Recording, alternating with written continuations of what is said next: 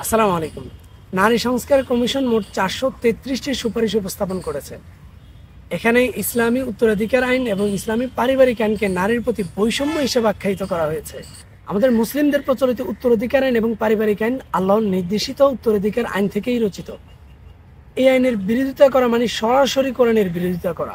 এই রিপোর্টের পরতে পরতে সমকামিতা অন্তর্ভুক্ত।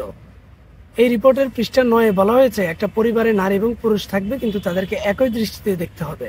এখন আমার প্রশ্ন হচ্ছে, একটা পরিবারে নারীও থাকবে পুরুষও থাকবে, তাদেরকে অভিন্ন দৃষ্টিতে দেখতে হবে, তাহলে এই দুইজনকে, নারী এবং পুরুষকে, আমি কি নারী হিসেবে দেখবো নাকি শুধু পুরুষ হিসেবে দেখবো?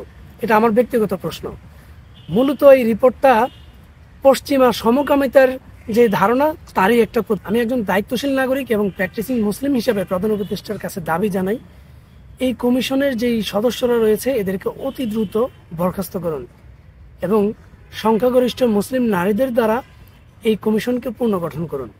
একটা 90% মুসলিম দেশের মধ্যে আপনি কিভাবে পশ্চিমা কালচার আমাদের দেশে আনার জন্য আপনি সমকামিতার বিষয়গুলো এখানে উল্লেখ করেছেন? আপনি এই নারীবাদীরাই হচ্ছে সব থেকে বেশি নারী বিদ্বেষী। যখন একটা টিপ কাণ্ড ঘটলো তখন এই নারীবাদীরা সবাই, কিছু পুরুষও আছে এই নারীবাদীদের দলে, সবাই টিপ লাগালো। কিন্তু যখন আমার একটা বোনের হিজাব টেনে খুলে ফেলছে তখন কিন্তু এরা মুখ চুপ করেছিল। এরা হচ্ছে সব থেকে বড় নারী বিদ্বেষী। আর